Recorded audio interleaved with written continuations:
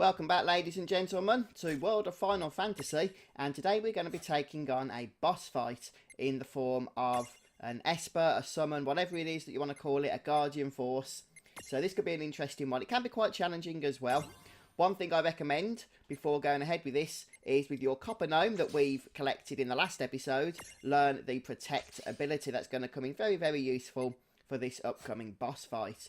So you'll have to just level it a little bit to get enough skill points in order to learn that. But I did recommend making sure that every character in your party is at least level 5, if not level 6 at the end of the last episode. So hopefully you've done that and you're ready for what is about to lie ahead of us. What the honk?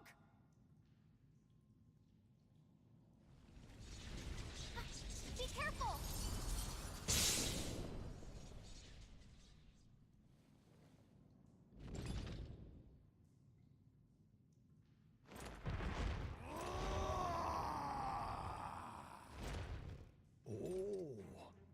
I expected some foolhardy adventurer with a terminal case of curiosity. What's this? Well, look who's back.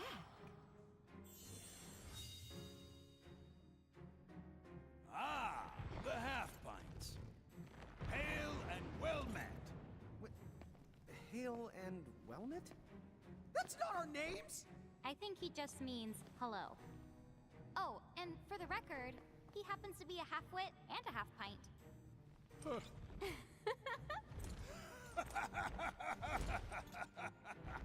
You haven't changed a bit. Huh? What's so funny? Oh, you're having a lawn moment. Guess I'll just add this one to the pile. Wait, what pile? There's a pile?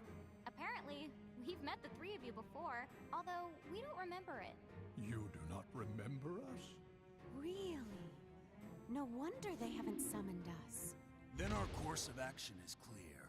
We must ensure the pecking order is pecking in the right order. If you seek to command the three of us again, then demonstrate your strength now or else be destroyed! Hold now. Why must you two always let the blood rush to your head? What do you mean? Would you just look at them? These are not the Mirage Keepers we knew. Hi. You're right. They do look rather... How do I put it? Put what? Lann does set the bar low. Like Limbo the bar low. Huh?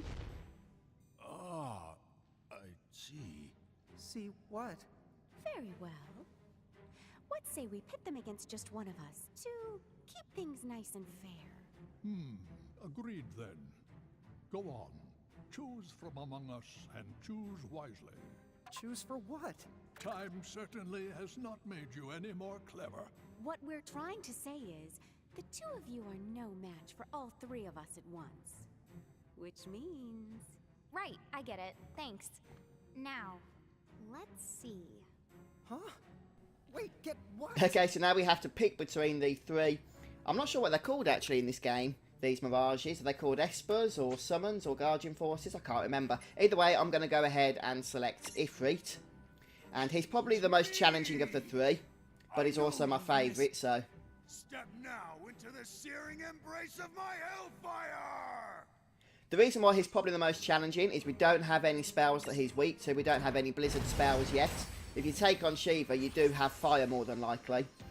But even so, Ifrit is more physical than he is magical in terms of the damage that he's going to output to us. Now, he will cast fire, and his main ability is the Hellfire AoE attack, but most of his attacks are going to be physical attacks. Hence the reason I advise you to learn the Protect spell with your Copper Gnome, and the first priority is to get that cast onto both of your stats. And if you've got 2 triple stacks here, then this fight isn't going to be that challenging, but if you're not prepared, it's very, very hard actually. So hopefully you are prepared. Now obviously you don't want to be casting fire on this guy, so just hit him with your standard physical attacks. And make sure that you keep your party healed with potions or cure spells, and keep Protect up, hopefully at all times. Now when you get into half health, he is going to unleash his Hellfire spell. So before that, you'll want to make sure that all of your stacks are at least on 50% HP. Otherwise, they're going to get absolutely obliterated. And then after he's cast it, you're going to want to heal up. Other than that, just beat him down with those physical attacks, and eventually he is going to fall. So, although you do get quite a lot of damage coming your way throughout this fight, because it is the first boss battle, the strategy isn't too complicated, and the tactics aren't that difficult. So here comes Hellfire, doing about 200 points of damage per stack. So we'll get that healing done quite quickly, and then we'll be ready to continue unleashing the full force of our team members here. I'm just going to stick to those physical attacks now. Probably worth looking at Protect again, since it doesn't last forever, unfortunately.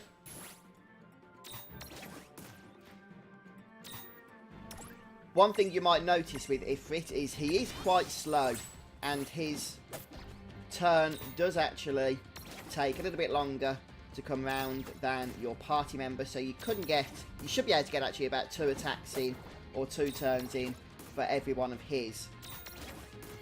And once you finish the battle, once you've depleted his health, then he will disappear off the That wasn't so bad.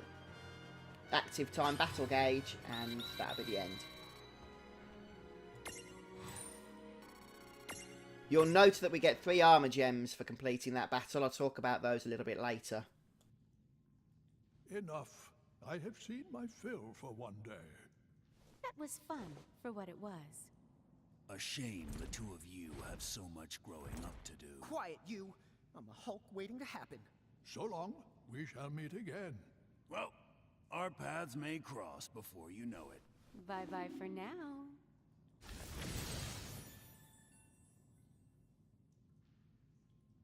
Huh? What's this? A prismarium, duh. I know it's a prismarium, dummy. You didn't manage to imprison those tough mirages, but it looks like they gave you this prismarium from the same tribe as a consolation prize. I see. I guess we made the grade then. So we're not allowed to recruit one of the espers at the moment, unfortunately, but we do get a Freet prismarium. So this Freet fella is going to come in quite useful. He's got a couple of useful abilities, including Sizzle and Stroll. So he'll be able to actually destroy some obstacles that are going to be in our way throughout some of the dungeons that are upcoming. So he is actually useful in that sense. And we get a bit of information here on transfigurating, which is basically the same as evolving. If you play Pokemon, you get to upgrade your Mirages into stronger versions of themselves. Although they may actually lose abilities when they do this, you'll have to actually pay attention when actually transfigurating a Mirage to whatever it's going to turn into. And that takes place on the Mirage boards, so we'll look at that again later as well. And once again, time resumes its march.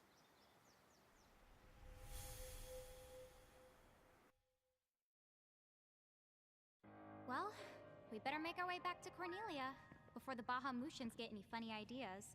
We gotta go all the way back. You can head to Ninewood Hills right now if you want to.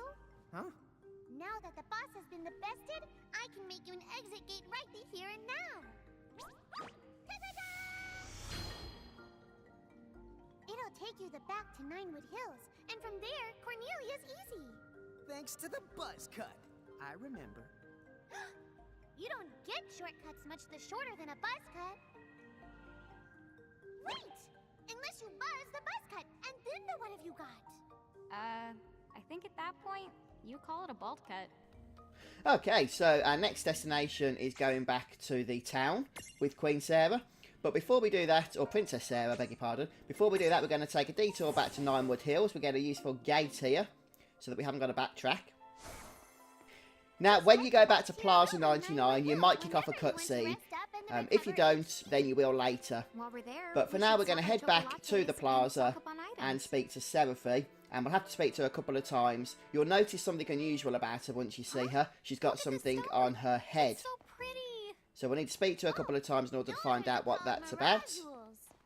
They're specialty items made by isolating a Mirage's abilities. If either the one of you equips them, you'll be able to wield whatever the abilities they hold. Hey, if no one... Hey, Seraphi. You seem to have something sitting on your head there. What's the deal with that? Huh? How did that get there? You didn't even notice? Oh boy, what a doofus. Have you checked your head? How did that get there? Ha ha ha. Oh boy, what a doofus. Both of you are doofuses! Hey, the word is doofy. Here, I'm giving you this, so let's just move on. Thank you. But what is this for? The truth is...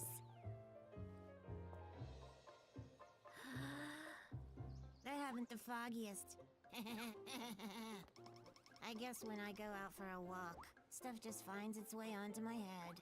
Well, from now on, whenever you see some thingamabob parked in my noodle, you just go ahead and help yourself. Okay, so Seraphi can randomly have objects on her head. Now, these range from items, such as the ether we've just collected, but they can also even include merc rifts as well, so that we can imprison new mirages and whatnot, which is quite interesting. But for now, as this example, we just get that ether. So I'm just going to try and trigger that cutscene that I mentioned a moment ago. And it should occur about this point in time. But if you don't get it, they just pop in and out of Plaza 99 until it does trigger. So there's nothing really I'm going to buy from here for the time being. So we'll head back now to Plaza 99, and that should trigger the cutscene. But if it doesn't, just exit and re-enter until it does. So let's try this. Yeah, there we go. That face! Oh, I hate walking everywhere.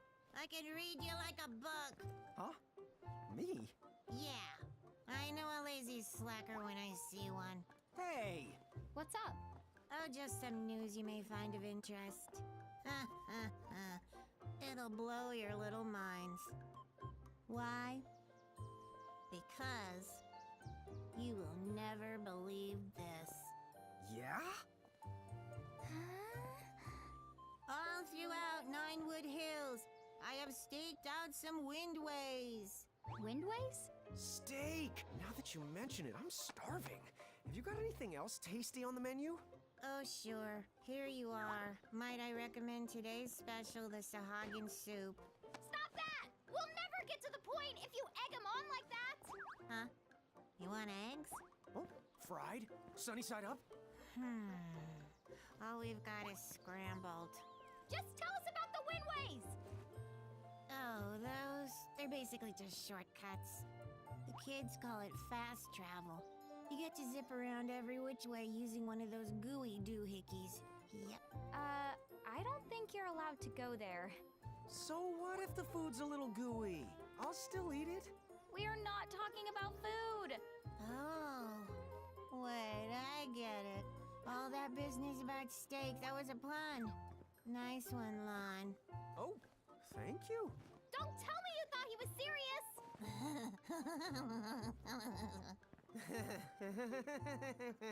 I realized something just now. We can never leave Lon and Seraphi alone together. Okay, so after some more fourth wall jokes, we get access to the fast travel system around Ninewood Hills, and all we have to do to use this is hit the square button, and that will give us a list of the other places we can travel to. We can even travel directly to the Twins room if you want to rest up.